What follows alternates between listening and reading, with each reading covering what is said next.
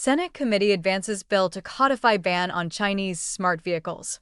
The U.S. Senate Commerce Committee unanimously advanced legislation to ban China-linked smart vehicles in America on July 22. The bipartisan legislation, called the Connected Vehicle Security Act of 2026, for which an identical version is being considered in the House, would codify into law a Biden-era executive order that effectively banned all Chinese and Russian automakers from selling passenger vehicles in the United States. The rule targeted connected vehicles that contain software or hardware linked to China or Russia, citing national security risks over vulnerabilities that could allow a U.S. adversary to access driver information or gain control of a vehicle. Almost all new vehicles come equipped with connectivity devices. Lawmakers said they are pursuing similar legislation in Congress to close loopholes in the federal rule. Sponsored by Senators Bernie Moreno and Elissa Slotkin, the legislation now removes light vehicle weight limits and extends the ban on China and Russia to include Iran and North Korea.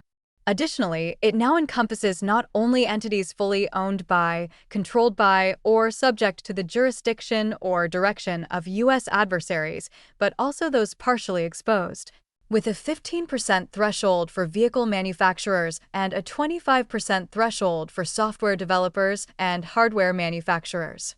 The bill outlines a minimum civil penalty of $1.5 million or 5 times the transaction value per violation. It would come into effect in 2 phases, with limits on internet-connected vehicles and related software taking effect in 2027, followed by hardware-related restrictions around 2030. The proposed law also targets Communist China's rapid expansion of its automotive manufacturing capacity, which has seen nearly 8 million Chinese-made vehicles flood the global market annually, hurting American manufacturers. The Chinese Communist Party's playbook of heavily subsidizing their product and underselling the competition puts Michigan's auto industry and millions of American workers at risk, Slotkin said. We're preventing an absolute, total, and complete destruction of our industrial base, Moreno added. According to Slotkin's office, the legislation closes the door on Chinese-origin vehicles, software, and key components at every stage, from production, importation, to sale, so that data gathered on U.S. roads can't be funneled back to the Chinese government. Unions and automakers have expressed their support for Congress's efforts to protect America's manufacturing capacity. During the hearing, while expressing his support for the legislation, Committee Chair Senator Ted Cruz said the 15% threshold for car manufacturers would impact companies such as Mercedes-Benz because of its nearly 20% passive Chinese investment. He said he would push for that provision to be changed. Moreno replied, saying Mercedes-Benz would have until 2030 to comply and could get waivers, if necessary, from the ownership requirement. He noted General Motors' plans to shift production of its Chinese-made Buick Envision to the United States for the 2028 model year and said Ford has agreed to move Chinese-made Lincolns to the United States.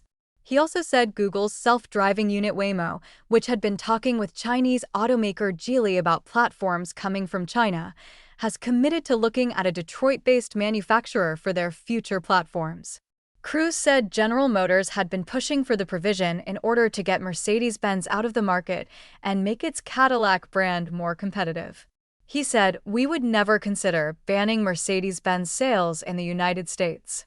GM, in response, said the legislation isn't about any individual automaker and added that the automaker supports policies that protect and strengthen American manufacturing and the global competitiveness of U.S. automakers. Last month, electric vehicle maker Polestar said the Trump administration was forcing it to stop selling vehicles in the United States beginning in the 2027 model year. The Sweden-based company is majority-owned by China's Geely Holding. Polestar's sister brand and co-founder, Volvo Cars, said in May it received authorization to keep selling vehicles in the United States, though it said it still must meet the rules requirements. Bluetooth, Wi-Fi, cellular connectivity, and some satellite communications technologies are covered under the rules based on national security concerns.